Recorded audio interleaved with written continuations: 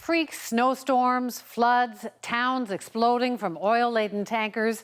Canadians keep asking questions about what to do about climate change and our addiction to fossil fuels. Now, one of Canada's most controversial thinkers says it's time to stop counting on the politicians to save the planet. She's Naomi Klein. Remember her? Her first book, No Logo, was called the Bible of the anti-globalization movement. She became a media superstar. Now, Klein's back, calling for another uprising in a new book out next week called This Changes Everything. This time, she says, the enemy is capitalism, that there's a new war between capitalism and our planet. I caught up with Klein earlier today for her first TV interview on this book. Why is capitalism the enemy?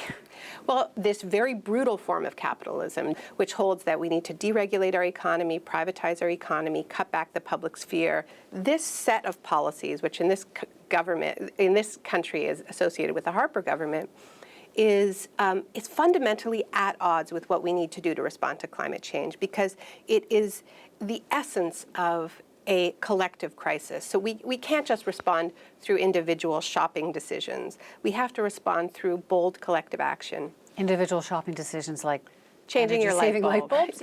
That's not. Well, look, individual. Getting us anywhere? Well, it's in Canada, a lot of people have changed their lifestyles. A lot of people have put in those light bulbs, and a lot of people are doing all kinds of great things. They're composting, they're biking, recycling. Yeah, it's not that it doesn't matter. It's that on its own, it will not get us there, because at a national level, we have a government that is doubling down on extracting one of the dirtiest fossil fuels in the world, the tar sands.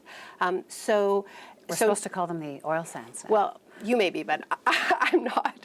So emissions are 27% higher than they should be under the commitments the Canadian government made under the Kyoto Protocol, which is why we bowed out of the Kyoto Protocol. So all these individual decisions, yes, they matter, but they have to take place within a context of bold government action. And in our country and in a lot of other countries, it's simply too profitable to go the other route. All three major parties in Canada are supportive to varying degrees of the oil sands. Yeah. So if you can't win them over, the Liberals and New Democrats, how can you win over the public? Well, this is why I think I don't think that this is going to be a movement that's led by politicians. You've given up on them? Well, it's not that I've given up on them, but I think that those same opposition parties also feel the need to denounce Harper for attacking environmental standards, for turning Canada into a climate criminal on the world stage. But at the same time, they feel the need to signal to Bay Street that they are serious. And it seems that the price of admission for being serious at this moment is picking a pipeline and cheering for it. That's the logic. So I think there needs to be a push from below. And that's what the message of the book is that the leadership really is in the streets. It's in these social movements that are trying to stop the pipelines, that are calling on their churches and their synagogues and their universities to divest their holding from fossil fuels, because this business model is fundamentally at war with life on Earth. So you're calling for an uprising?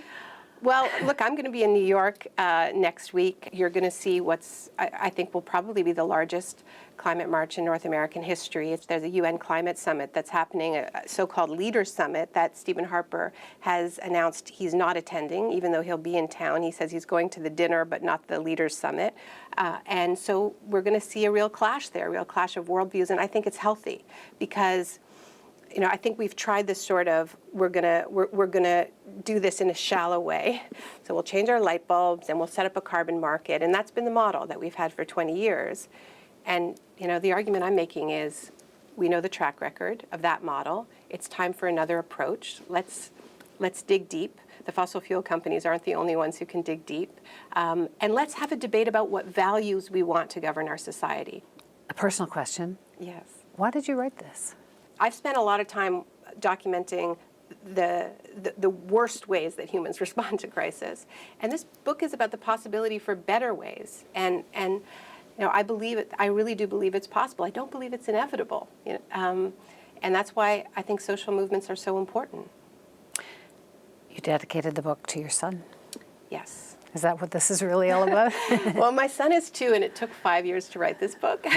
So I was on this path before, but certainly becoming a mom in the midst of this research, it made me see the climate crisis in a more emotional way, which I think is important. I think part of the reason why we find it so difficult to talk about climate change is we don't really have spaces to just admit how terrified we are, and the grief that comes with being told, okay, we are part of a system that is killing a planet that we love, or at least love parts of. Well, you've tackled globalization before, now capitalism. This should be fun. It won't be boring.